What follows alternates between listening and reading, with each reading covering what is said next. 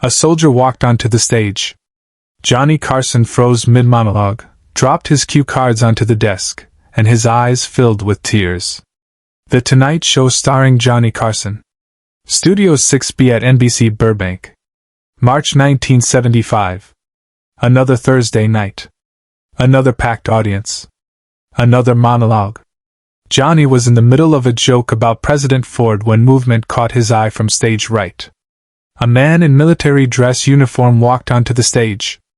Olive green jacket. Brass buttons catching the studio lights. Army cap. Combat service ribbons on his chest. He walked with purpose, but his face showed something else entirely. Overwhelming emotion barely held in check. Johnny stopped mid-sentence. The joke died on his lips. His blue cue cards slipped from his fingers and scattered across the wooden desk. The audience didn't know whether to laugh or gasp. This wasn't scheduled. This wasn't how the show worked. Guests waited backstage until Ed McMahon announced them. They didn't just walk onto the stage during the monologue. But Johnny knew. The moment he saw that face, he knew. "Tommy?" Johnny's voice cracked. Not his television voice. Something raw and unguarded. The soldier stopped center stage. Stood at attention. Tears were already streaming down his face. "Yes, sir." Johnny stood up so fast his chair rolled backward. He stepped out from behind the desk.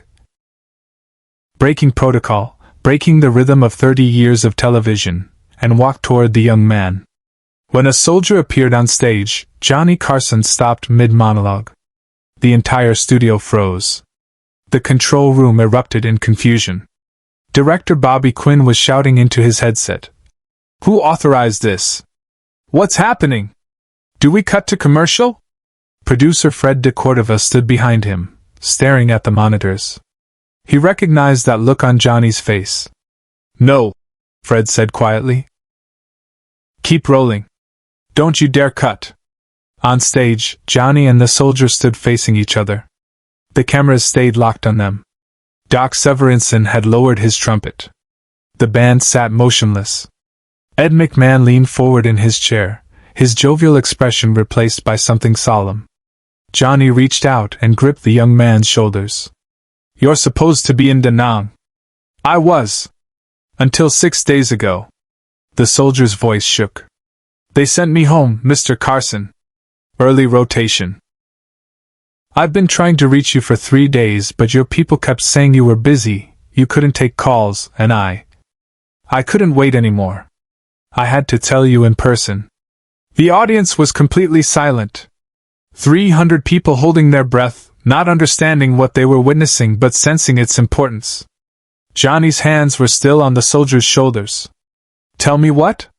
"I'm alive because of you," the young man said. "I'm standing here because of something you did 18 months ago that you probably don't even remember. To understand what happened next, you need to understand what happened in September 1973. Johnny Carson received approximately 3,000 pieces of mail every week. Fan letters. Requests for autographs. Jokes people wanted him to use. Marriage proposals. The occasional angry screed from someone who didn't like a joke he told. The Tonight Show employed 2 full-time assistants just to sort through it all. Most of it got form letter responses. Some made it to Johnny's attention if they were particularly funny or interesting. Very few got personal replies. But one letter in September 1973 made it all the way to Johnny's desk. It was from a woman in Omaha, Nebraska. Margaret Wilson. The letter was handwritten on simple lined paper, the kind torn from a spiral notebook. The handwriting was shaky, like it had been written by someone whose hands wouldn't quite cooperate. "Dear Mr. Carson, I don't know if you read your own mail, or if someone else will throw this away. I hope you read it because I don't know who else to ask for help. My son Tommy is 19 years old. He was drafted 6 months ago and shipped to Vietnam in July. He's a good boy. He played football in high school. He wanted to be a teacher before the war. 3 weeks ago, we got a letter from him. He's stationed at a firebase near Da Nang. He said the conditions are awful. He said he's scared all the time. He said the worst part isn't the fighting, it's the waiting. The boredom between the terror. He said the only thing that keeps him sane is listening to armed forces radio when they can pick up the signal. Mr. Carson, I know this sounds silly, but Tommy told me that hearing your show on the radio makes him feel like he's home for a little while. He said you remind him that there's still a normal world out there. That there's still something worth coming back to. I'm writing to ask if you could send him something. Anything. A signed photograph. A joke on a piece of paper. Anything he could keep with him to remind him that someone back home is thinking about him. I know you must get thousands of requests. I know you can't possibly respond to them all.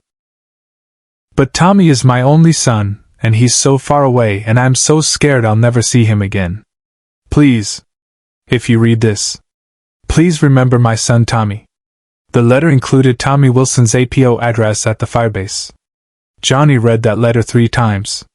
Then he went home to his Malibu house and sat at his desk for 2 hours writing a response. Not a form letter. Not a quick note. A real letter. He told Tommy about growing up in Nebraska himself. About knowing what it felt like to be far from home. About the importance of laughter, especially in dark times. He included a dozen jokes, some from the show, some he'd never used, some he wrote specifically for Tommy. And then Johnny did something he'd never done before. He recorded a personal message on a small cassette tape. 15 minutes of Johnny Carson talking directly to one soldier in Vietnam. Telling stories. Making jokes. Being the voice of home. He sent the letter, the jokes, and the tape to the APO address. He didn't tell anyone. He didn't mention it on the show. It wasn't for publicity. It was just something he felt he had to do. Johnny Carson had done this kind of thing before, small acts of kindness that never made it to the press. But this one was different. This one he thought about late at night sometimes, wondering if the package had made it through, wondering if Tommy Wilson was okay, wondering if his words had helped at all. And then 18 months passed and Johnny forgot about it. Not completely, but the way you forget small acts when life keeps moving forward. 3,000 pieces of mail every week. Hundreds of shows.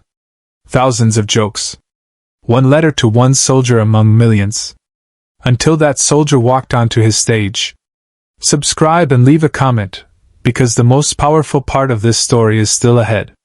Tommy Wilson stood at attention on the Tonight Show stage, tears running down his face, trying to maintain his military composure and failing completely.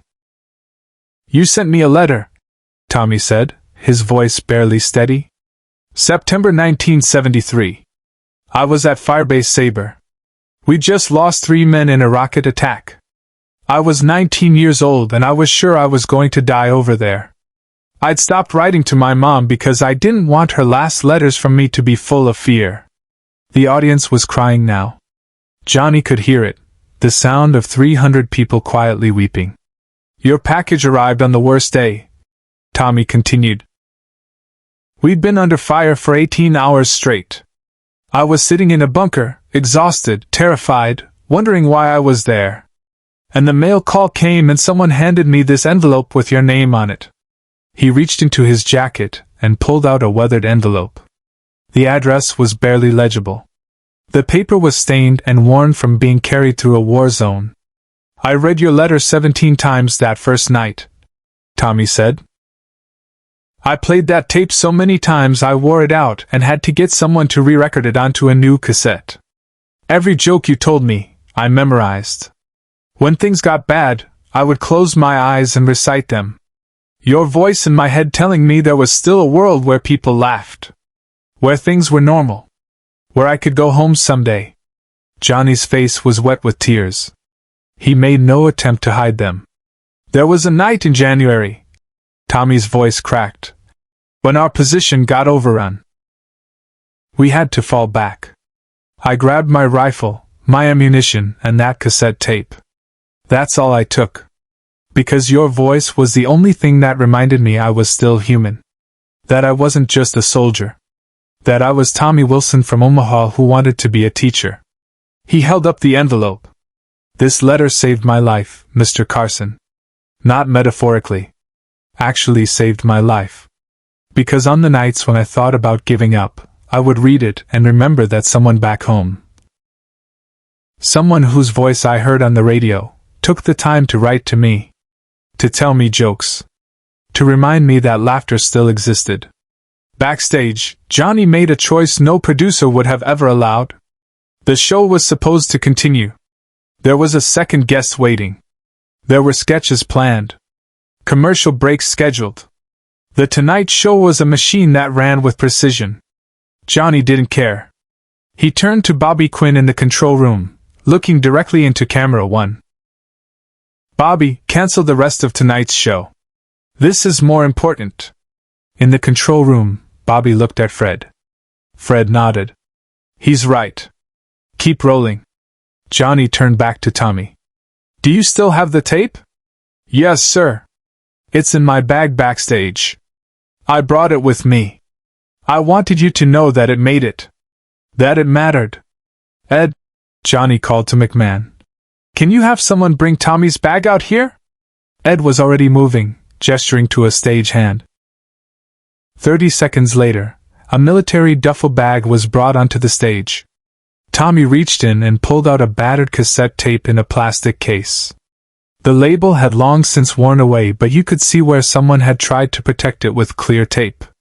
Johnny held the cassette in his hands like it was made of glass.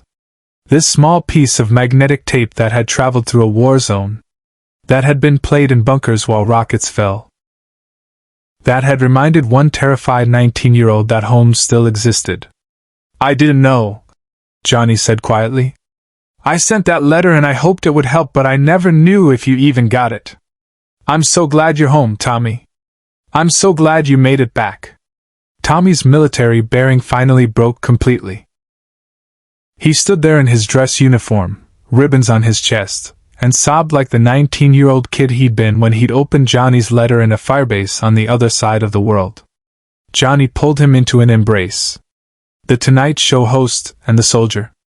The man who made America laugh and the boy who'd carried his voice through a war. The studio audience rose as one. Standing ovation. Not the excited applause of entertainment, but something else. Something reverent and raw.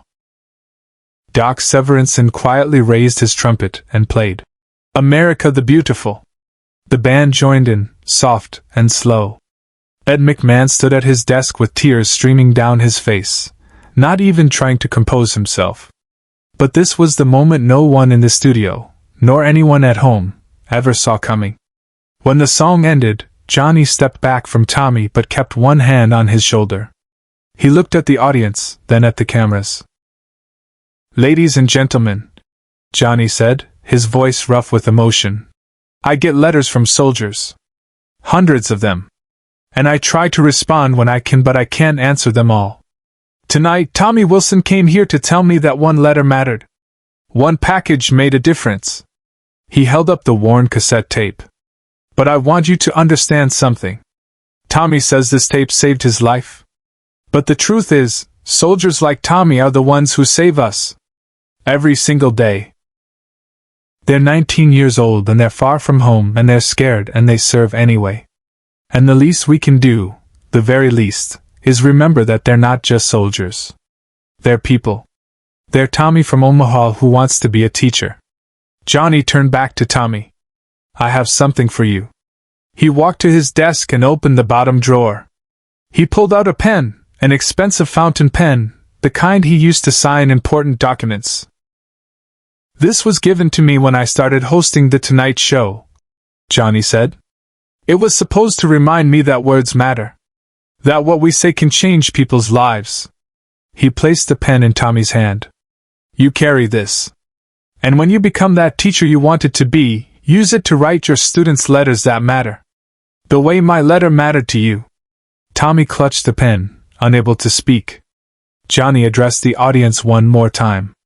If you know a soldier, write to them. Send them a letter. Tell them a joke. Remind them that home is waiting. Because Tommy's right, it saves lives. The show didn't air any other segments that night. They just played the footage of Johnny and Tommy, The embrace, the tape, the pen. Share and subscribe. Make sure this story is never forgotten. Tommy Wilson became a high school English teacher in Omaha. He taught for 37 years. On his desk, every single day, sat Johnny Carson's fountain pen. When students asked about it, he would tell them the story. About a letter that saved his life. About a man who took time to care. About the power of words. The worn cassette tape is now in the Smithsonian, alongside the letter Johnny wrote. A reminder that sometimes the smallest acts of kindness echo across decades. Johnny never mentioned the incident again on his show. But he answered every letter from every soldier for the rest of his career. Every single one.